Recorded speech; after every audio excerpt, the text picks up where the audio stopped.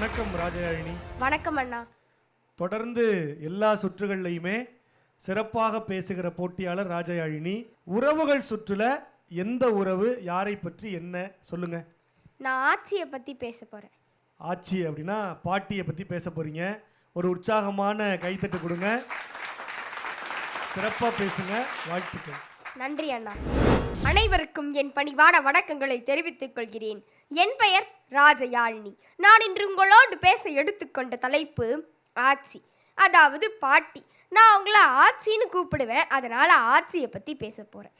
நான் என் தாயின் கருவறையில் இருந்து பிறந்தபோது என் தாயின் கருவறையைப் போல சுகமாயிருந்தது ஆட்சி உன் கைகளின் அரவணை. என்னை உன் கைகளில் ஏந்தி என் உதடுகள் தாய்ப்பாலை உரிய சொல்லிக் கொடுத்தவள் நீதானே.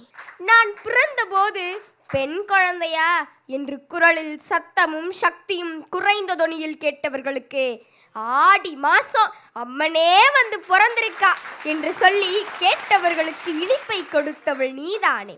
என்னை பெற்றவள் அம்மா, பேணி வளர்த்தவள் நீதானே.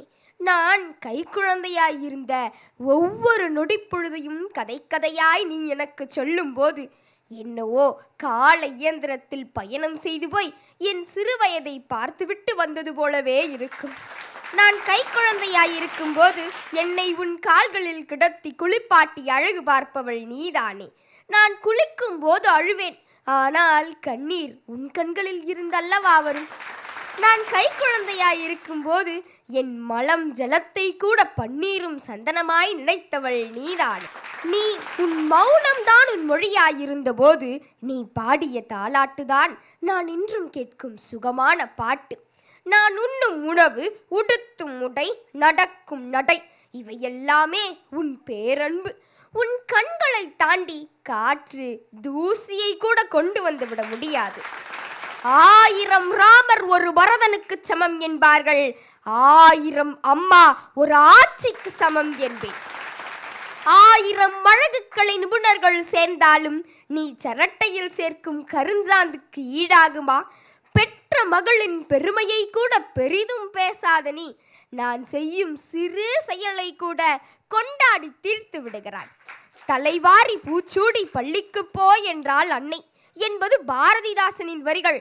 தலைவாரி பூச்சூடி பள்ளிக்கு அனுப்பி வைத்தால் என் ஆட்சி. எங்க வீட்டுக்கு எங்க ஆட்சி வந்துட்டாலே என் வீட்டில் என் ஆட்சி தான். எங்க அம்மா என்ற பெரிய ஸ்பீக்கரை கூட மியூட்டில் போடும் ஒரே ரிமோட் எங்கள் ஆட்சி தான். எனக்கு விதிக்கப்பட்டிருக்கும் கட்டுப்பாடுகள் கட்டவிழ்க்கப்படும். எங்க அம்மா கிட்ட எங்க ஆட்சி அரை மணி நேரம் ஆரோக்கியத்தை பற்றியும் ஆரோக்கிய உணவு பற்றியும் பாடம் எடுத்து கொண்டிருந்த போது நான் போய் ஆட்சின்னு கட்டி அணைத்தவுடன் எனக்கு பிடித்த துரித உணவு 2 நிமிடங்களில் தயாராகிவிடும். எங்க அம்மா என்னை திட்டும் போது சொல்வாங்க, நாங்கெல்லாம் அந்த காலத்துல எப்படி கஷ்டப்பட்டு படிப்போம் தெரியுமா, எப்படி வீட்டு வேலை பார்ப்போம் தெரியுமா, நீ என்னதான் பண்றியோ அப்படின்னு எங்க அம்மா என்னை திட்டும் போது எங்க ஆட்சி வந்து, இவனத்தை படிச்சா சும்மா சொல்லிட்டு கிடக்கா, அதெல்லாம் ஒன்றும் இல்லைம்மக்கா அப்படின்னொடனே நம்மளை திட்டுற அம்மாவை அவங்க அம்மா திட்டினா எனக்கு வரும் பாருங்க ஒரு சந்தோஷம், அதுக்கு அளவே இல்லை. ஆனால் அதே நாள் இரவு எங்கள் ஆட்சி எனக்கு எப்பவும் போல கதை சொல்கிற மாதிரி என் அம்மாவின் பெருமையையும் என் அம்மாவின் உழைப்பையும் தூக்கி பிடித்தார் என் ஆட்சி. இதன் மூலமாகத்தான் நான் தெரிந்து கொண்டேன், இவர் என் அம்மாவின் அம்மாதான் என்பதை சொல்லாமல் சொல்லிவிடுகிறார். இதே போலதானே உங்க ஆட்சியும். என்னதான் தன் அம்மா அப்பாவை திட்டினாலும் அவங்க குழந்தைகளை எப்போதும் விட்டு கொடுக்க மாட்டார்கள். எங்க வீட்லயே எங்க ஆட்சி தான் உயரம் குறைவு. அதனால எப்பவுமே எங்க ஆட்சி கிட்ட போய் நின்றுட்டு நான் வளர்ந்துட்டேனான்னு பார்ப்பேன். பின்புதான் புரிந்தது என் வளர்ச்சிக்கு காரணமே என் ஆட்சிதான் என்று. இந்த நவீன உலகத்தில் என் அம்மாவும் அப்பாவும் ரெக்கை கட்டி பறக்கும் போது அன்பு என்னும் இறகை கொடுத்து என்னை சிறகடிக்க செய்தவள் நீதானே. தேவாரத்தை தேனுமுதாய் ஊட்டியவள். வீட்டில் போர் அடித்தால் கதை சொல்லி பொழுதுபோக்குவாள். வீட்டில் போர் நடந்தால் உறவுகளை பழுது பார்ப்பாள். வெள்ளை கூந்தல் அழகி, உன் முகச் சுருக்கங்களில் தெரிவது உன் வயது மட்டுமல்ல, உன் அனுபவமும் தான். சுருக்குப்பைதான் உன் சேமிப்பு வங்கி, ஆனால் அதில் சேர்த்தது கூட உனக்காக அல்ல.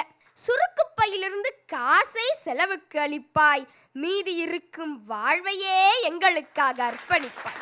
நீ மருத்துவரும் அல்ல, பிறகு எங்கே கற்றாய் இவ்வளவு வைத்தியங்கள்? எங்க ஆச்சி தினமும் என்கிட்ட சொல்றது கதை மட்டும் இல்ல, என் காது வழியே என் இதயங்களில் விதைக்கப்படும் விதைகள். என் ஆட்சியின் ஆட்சி, அதாவது என் பூட்டியின் முத்தத்தை பெற்றவள் நான் என்பதை பெருமையுடன் இந்த மேடையில் பதிவு செய்து கொள்கிறேன். 5 தலைமுறையினர், என் பூட்டி, என் பாட்டி, என் ஆச்சி, என் அம்மா, நான் என்ற பாரம்பரிய பெருமையை தமிழ் எங்கள் உயிர்மை சுட்டிகளில் பதிவு செய்து என் 2 ஆட்சிகளுக்கும் என் உரையை சமர்ப்பித்து விடைபெறுகிறேன். நன்றி, வணக்கம்.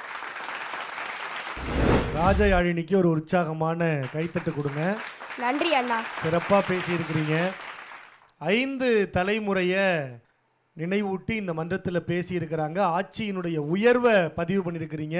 ரொம்ப அழகாக இருந்தது கேட்பதற்கு. நன்றி அண்ணா. ஆட்சி வந்திருக்காங்களா? வந்திருக்காங்க. கூப்பிடலாமா மேடைக்கு? நீங்களே கூப்பிடுங்க. வாங்க ஆச்சி.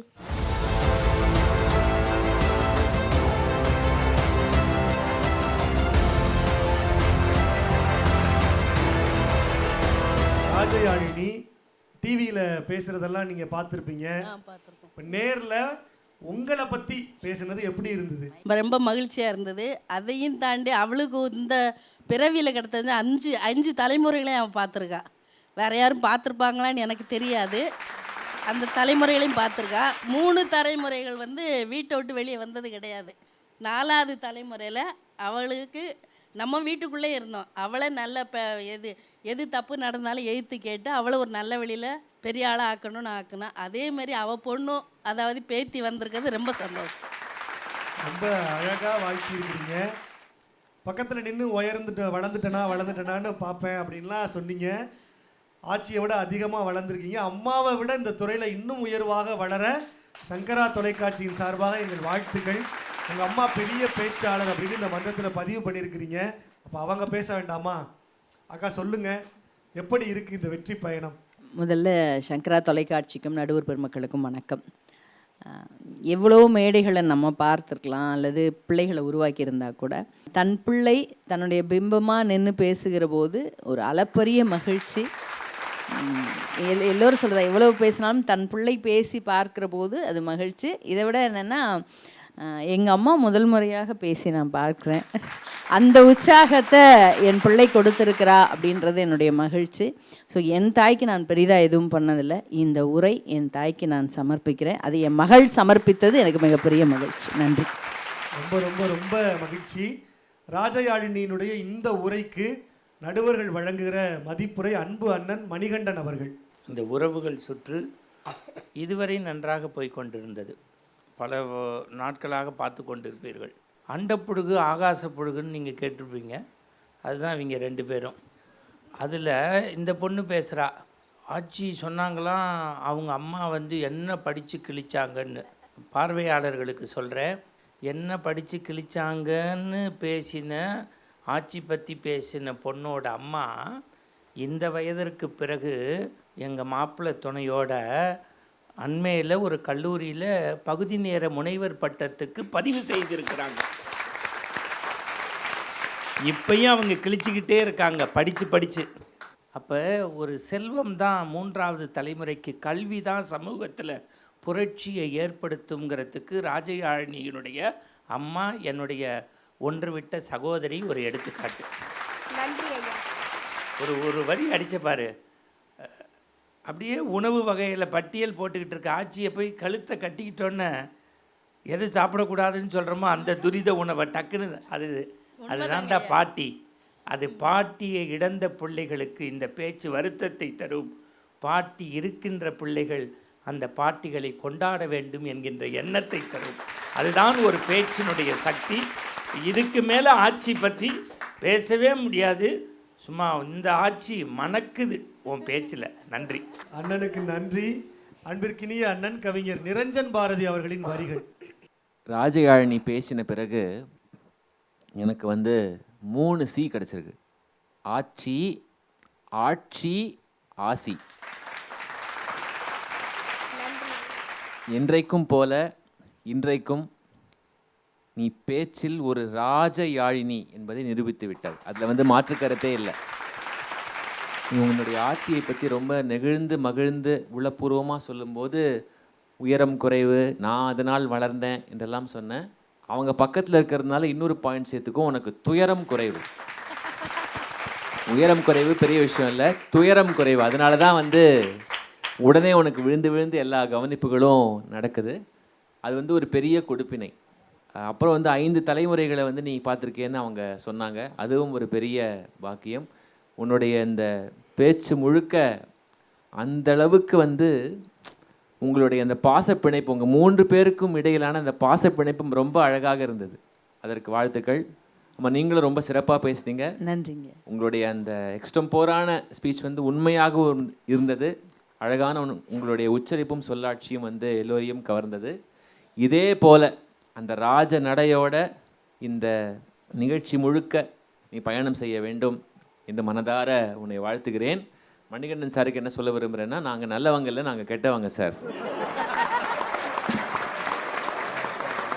நானும் கெட்டவன் தான் அப்படிங்கிறத பதிவு பண்ணி அற்புதமாக வாழ்த்தி பேசி இருக்கிற நடுவர்களுக்கு நன்றி சொல்லி, நடுவர்களையும் தொகுப்பாளரையும் கவனிக்க இருக்கிற ஆட்சிக்கும் நாங்கள் நன்றியை சொல்லிக்கொண்டு, சொல்லுமா, நான் ஆட்சிக்கு ஒரு gift கொடுக்கணும்னு நினைக்கிறேன். எல்லாரும் பரிசு கொடுக்குறீங்க, அப்ப நாங்க கொடுக்க மாட்டோமா? ஆட்சி நம்ம 3 பேருக்கும் பரிசு கொடுக்குற மாதிரி ராஜயாழினி அவங்க ஆட்சிக்கு பரிசு கொடுக்க இருக்கிறாங்க.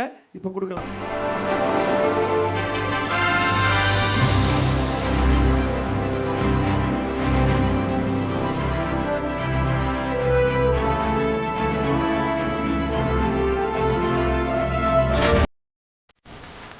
இந்த பயணத்தில் நடுவர்கள் சொன்னது போல ராஜ நடை போட்டு வெற்றி பெற அனைவரினுடைய கைத்தட்டல்கள் மூலமாக வாழ்த்துக்களை தெரிவிக்கிறோம். வாழ்த்துக்கள்.